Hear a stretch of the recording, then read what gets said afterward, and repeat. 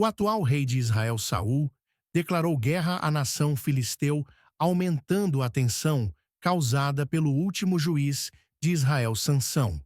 Enquanto isso, em uma pequena cidade fora de Jerusalém, um menino que crescerá e se tornará um guerreiro, e o rei da nação está nascendo. Faltam 992 anos, para que Jesus ande pela terra e uma criança de 8 anos de cabelos espessos esteja cuidando de seu pai e o rebanho de ovelhas de Jessé em um campo de Belém. Quando o líder da nação, Samuel, um renomado sacerdote e profeta, vem perguntando pelo pastor David, acontece que o atual rei de Israel irritou Deus quando ele declarou guerra ao avanço do exército filisteu e ofereceu ilegalmente um sacrifício e desobedeceu a uma ordem dada a ele para destruir todos os ídolos dos filisteus. Samuel diz que Deus escolheu Davi para ser rei de todo Israel, mas Saul permanece no trono. Porém, Saul é atormentado por um espírito maligno enviado a ele por Deus. E então, os servos de Saul recomendam que ele contrate um músico para acalmá-lo quando ele estiver irritado. Os servos sugerem um pequeno pastor de Belém, chamado Davi, e diz que Davi é hábil em tocar música. Um homem de valor, um guerreiro, prudente na fala e um homem de boa presença, e o Senhor está com ele. Portanto, sem o conhecimento de Saul, o rei contrata o jovem Davi, que sucederá seu trono. Quando os filisteus voltarem para receber recompensa, eles enviam um homem gigante de 3 metros de altura e carrega 40 libras de armadura. Ele lança uma lança no ar que teria 7 centímetros de espessura. Eles o chamam Mão de Golias. Ele provoca os israelitas para enviar um guerreiro para vencê-lo, mas os israelitas estão aterrorizados. Enquanto isso, o pastor Davi é enviado para o meio da batalha para enviar pão para seus irmãos, que lutam na linha de frente quando ele vê Golias provocando o povo israelense. Davi declara a todos que ele pode vencer o gigante e nem precisa de armadura para isso. Ele junta 5 pedras lisas e, com sua confiança em Ié, mata Golias com um chicote. E assim que Saul viu Davi sair contra os filisteus, ele disse para Abner, o comandante do exército fio quem é. Abner disse, como sua alma vive, rei, eu não sei. E rei, disse pergunte de quem é o fio do menino. E assim que Davi voltou de matar o filisteu, Abner pegou e trouxe diante de Saul com a cabeça do filisteu, em o insulto de sua mão. Disse a ele, de quem você é filho? O jovem David responde, eu sou filho de seu servo, Jesse, o Betão. Então Davi é convidado para ir ao palácio. E quando ele chega, ele conhece o filho de Saul, Jonatan. Jonatan gosta imediatamente de Davi, e eles se tornam amigos rapidamente mesmo, fazendo um pacto para protejam-se mutuamente neste primeiro encontro. E se você me acompanha aqui, você sabe que o objetivo do nosso canal é compartilhar as coisas que eu aprendi de uma forma muito simples e que qualquer pessoa possa entender. Agora que você chegou, que tal deixar o seu like?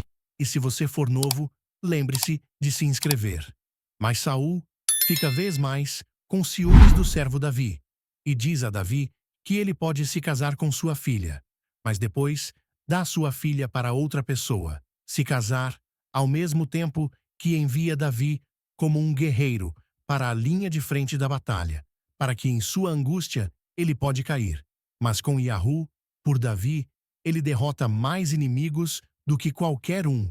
As pessoas começam a escrever canções sobre o jovem pastor, dizendo que Saul derrubou seus milhares e Davi tem 10.000. Mas temendo a crescente popularidade de Davi, Saul diz o que mais querer.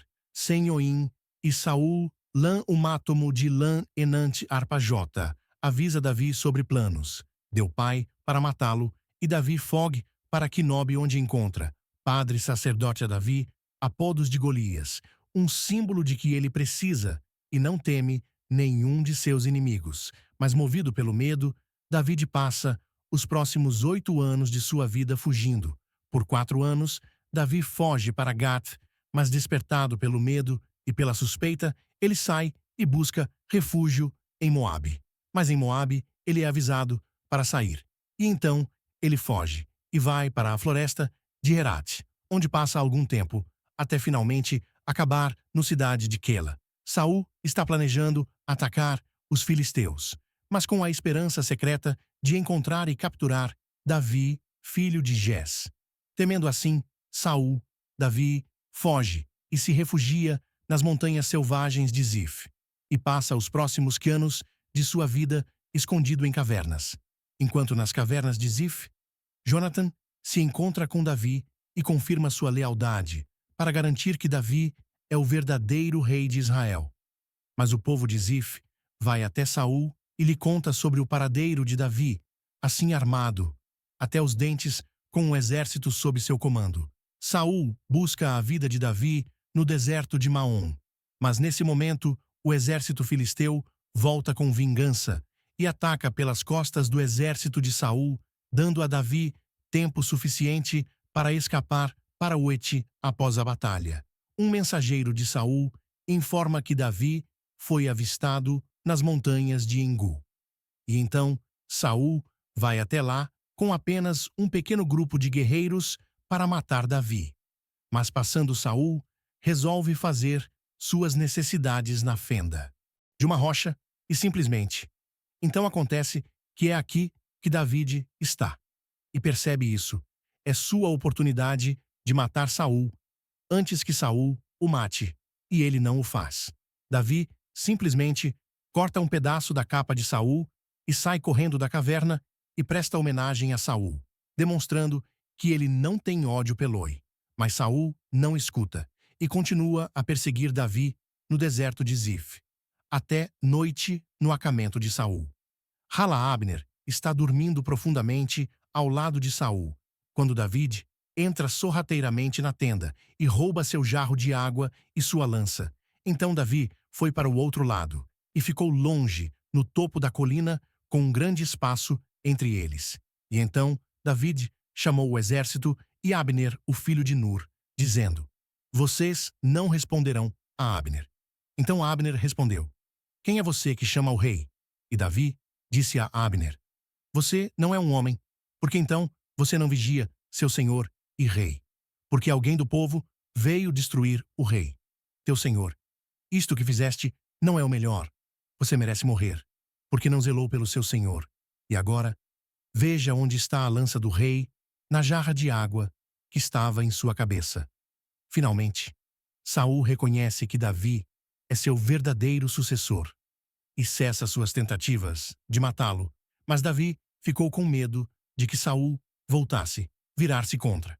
Então, ele foge para a terra filisteia, de Gati para o rei Aish, na esperança de se infiltrar na nação filisteu, enquanto os engana, dizendo que ele é seu advogado. Enquanto isso, o rei Acá assume que Davi se tornou uma reprovação total para o povo de Israel. De fato, o rei Aish pede que Davi guarde no acampamento enquanto os filisteus voltam para a batalha contra os israelitas.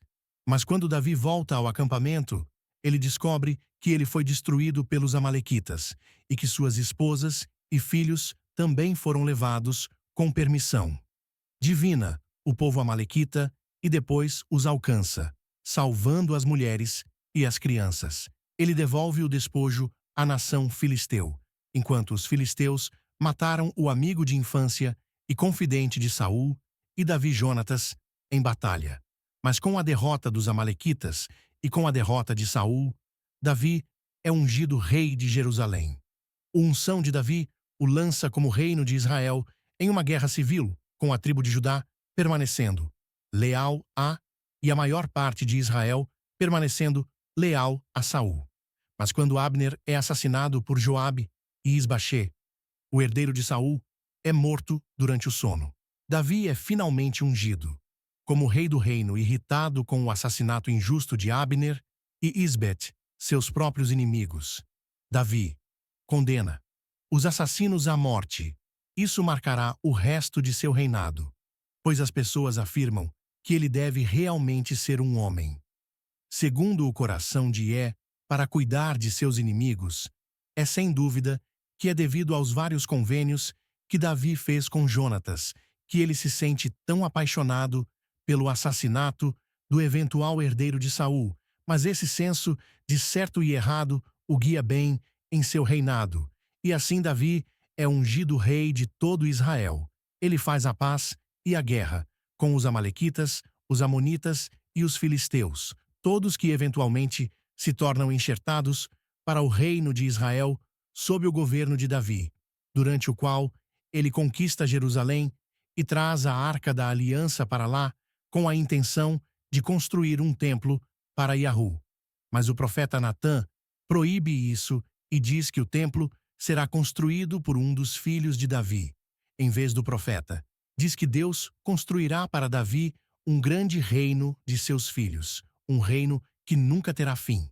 Mas então, na primavera, durante a batalha de Rabá, o rei Davi fica para trás em Jerusalém, enquanto os israelitas saem e lutam, e enquanto isso, em Jerusalém, Davi avista uma jovem tomando banho no telhado e a chama para ele, ela fica grávida. E Davi se recusa a se casar com Batiba, temendo sua reprovação. Davi envia Urias, o marido do Iti Batseba, para a linha de frente da batalha, na esperança de que ele caia, assim como seu sucessor, Saul, fez com ele quando era jovem. Mas em resposta a esse caso, Natã, o profeta, prende o rei em sua culpa e profetiza que o castigo de Davi será grande e será um castigo para seus filhos. O cumprimento desta profecia ocorrerá quando o filho primogênito de Davi, Absalão, for alimentado pela vingança e pelo desejo de poder Absalão fugir de Davi e for morto na floresta de Efraim pelo comandante do próprio Davi exército, pouco antes de sua morte, com medo e em contradição direta com as regras dos reis descritas no Deuteronômio, realiza um censo para garantir que ele tenha um exército grande, o suficiente para derrotar todos os seus inimigos, mas também um fim adequado para sua vida. E a história de Samuel Davi eventualmente se arrepende e evita o desastre da nação, uma vez novamente, quando a vida de Davi chega ao fim. Seu filho mais velho, Adonias, se declara rei, mas Natã, o profeta, e Batiba vão até Davi para concordar em coroar rei Salomão, como Davi havia prometido, originalmente, em suas últimas palavras, em seu leito de morte. Para Salomão, o Deus de Israel. Falou a rocha de Israel.